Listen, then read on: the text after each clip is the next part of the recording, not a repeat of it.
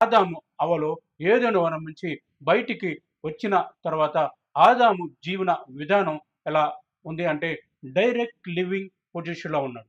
Direct living position అనగా తను కదలిన, తను మూవ్ అయిన, తను జీవించిన జీవితాన్ని ఆదాము విశ్రాంతి సమయాన స్వప్నమందు సజీవుడైన దేవుడు ఆ ఆదాము ఒకరోజు జీవించిన జీవితాన్ని మంచి అయితే మంచి అని చెప్పాలి, చెడు అయితే చెడు అని చెప్పాలి. అనగా అనర్థాల వైపు నడిచి ఉంటే అనర్థమని, ఆశీర్వాదకరంగా జీవించి ఉంటే ఆశీర్వాదకరాలనే చెప్పాలి.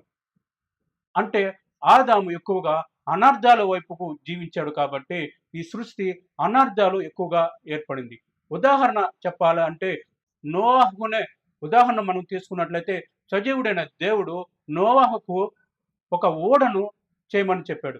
అనగా ఆ ఓడ ఒక హైటు, కొలత, ఎన్ని అంతస్తులు, ఎన్ని కిటికీలు ఉండాలి, ఎన్ని దారబంధ్రాలు ఉండాలి, ఏ ఏ జాతుల పక్షులు ఉండాలి, ఏ ఏ జాతుల జంతువులు ఉండాలని అన్న విషయాన్ని సజీవుడైన దేవుడు నోవాహుకు చెప్పాడు. అంటే సజీవుడైన దేవుడు ఏ విధంగా చెప్పాడో నోవాహుకు అదే విధంగా జీవించాడు. కానీ ఆదాము పరిస్థితి అలా కాదు. ఆదాము ఎలా జీవించాడో అదే ఆ విధానాన్నే ఆదాముకు చెప్పాడు. దాని వలనే ఈ సృష్టి అనర్థాల వైపుగా ఎక్కువగా దారితీసింది. ఇంకొకటి ఏందంటే ఆదాము పొలమును దున్ని, చెమటను కార్చి, ఫలించిన ఫలాన్ని తిని జీవించే పరిస్థితి ఉండేది. ఆదాముకు నరకం అంటే ఏంటో తెలుసు. అంటే అపవాది ఆదాముకు నరకాన్ని ఎక్కువగా చూపించింది. ఆదాము అవ్వలు కూడిన తర్వాత ఈ భూమి విస్తరించడం మొదలుపెట్టింది. ఎలాగా అంటే దేవుని కుమారులుగాను, నరుని కుమార్తెలనుగాను ఈ భూమి విస్తరించింది. అనగా ఈ భూమి యొక్క పరిస్థితి ఎలాగా ఉండేది అంటే 6 నెలలు పగలుగాను, 6 నెలలు చీకటిగాను ఉండేది. అదేవిధంగా పురుషుల జీవన విధానం మనం తెలుసుకున్నట్లయితే వీరు జ్ఞానం లేని వారుగాను, అదేవిధంగా కష్టపడి పని చేసేవారుగాను ఉండేవారు. అనగా నిద్రపోయే పరిస్థితి ఎక్కువగా ఉండేది.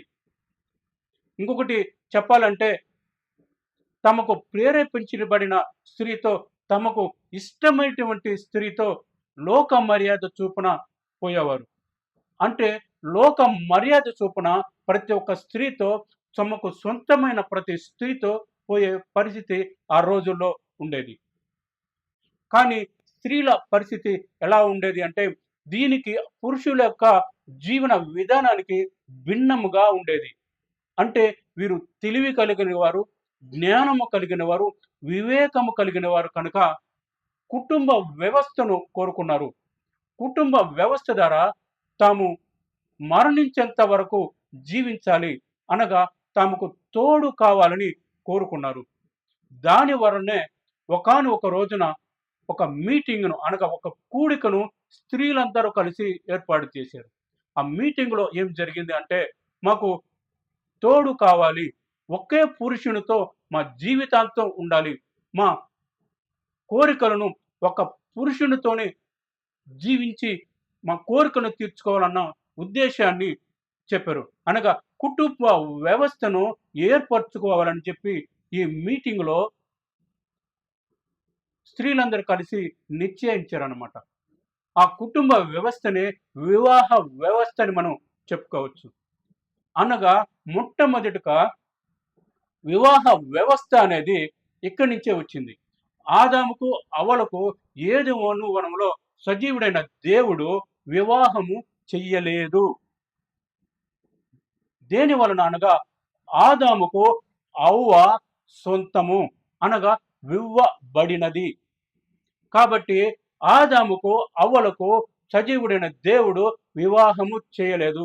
వివాహ వ్యవస్థ అనేది ఈ స్త్రీలందరూ కలిసి ఏ విధంగా మీటింగ్ను అనగా కుటుంబ వ్యవస్థను ఏర్పాటు చేసుకోవాలన్న అనుకున్నారో అక్కడ నుంచే వివాహ వ్యవస్థ ఏర్పడింది. వివాహ వ్యవస్థకు తమ పురుషుని సొంతం చేసుకోవడానికి బదులుగా ఒక గుర్తును ఎంచుకున్నారు.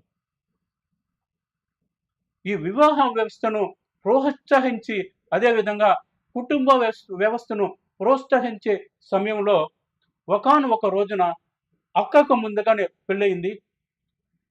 చెల్లికి కొత్త పెళ్లి కూతురు. అప్పుడే పెళ్ళయింది. దేవుని కుమారుని ఇంటికి ఇద్దరు పోయారనమాట. దేవుని కుమారుడు పరిస్థితి ఏంటంటే, అతను నిద్రపోయాడంటే అతన్ని లేపటం కష్టం. ఎందుకంటే సజీవుడైన దేవుడు గాఢ నిద్ర కలుగజేసి తన పక్కట ఎముకలో నుంచి ఎముకను తీసి స్త్రీగా నిర్మించాడు కాబట్టి ఆ నిద్ర అనేది ఆ దేవుని కుమారునికి ఎక్కువగా ఉంటుంది. ఎలా అంటే తనకు తానుగా లేయాలి తప్ప తనను ఎవరు లేపలేని స్థితి ఉండేది. ఆ స్థితిలో ఈ అక్క చెల్లెలు ఆ ఇంటికి పోయారు. ఇంటికి పోయినప్పుడు ఇంటికి పోయిన సమయాన దేవుని కుమారుడికి మెలుకువ వచ్చింది. మెలుకువ వచ్చి ఈ చెల్లిని చూస్తున్నాడు. చూసి ఏమంటున్నాడంటే లోక మర్యాద చూపున పోదాం చెప్పి ప్రేరేపిస్తున్నాడు. ఈ చెల్లిని ఎప్పుడు ప్రేరేపిస్తున్నాడో ఈ కొత్త పెళ్లి కూతురు ఏమంటుందంటే నన్ను అపవిత్రము చేయకు అనగా నేను పరాయి పురుషునికి సొంతం అనగా నేను ఒకరికి ఇవ్వబడిన దాన్ని కాబట్టి నన్ను అపవిత్రము చేయకు అని చెప్తుంది. ఆ మాట ఎప్పుడైతే చెప్పిందో దేవుని కుమారుడు ఏమని పలుకుతున్నాడంటే నీకు ఎవరు చెప్పారు? లోక మర్యాద చూపున పోవటం తప్పు అని సజీవుడైన దేవుడు నీకు సూచించాడా అని అడిగాడు. అడిగినప్పుడు నేను ఒక పురుషునికి సొంతం అని బదులిచ్చింది. నన్ను అపవిత్రము చేయకు అని ఎప్పుడైతే చెప్పిందో అదే విధంగా ఇంకొక స్థితి అక్కడ జరిగింది. ఏంటి అంటే బయట ఉన్నటువంటి అక్క ఏమని అనుకుంటుందంటే ఈ 2 దృశ్యాలను లోపల జరుగుతున్న దృశ్యాలను చూస్తూ ఉంది. చూసి ఏమనుకుంటుందంటే పరాయ పురుషునికి ఇవ్వబడిన స్త్రీని ప్రేరేపిస్తున్నాడు. ఇది తప్పు కదా అని అనుకుంటుంది. మనసులో తను అనుకుంటుంది.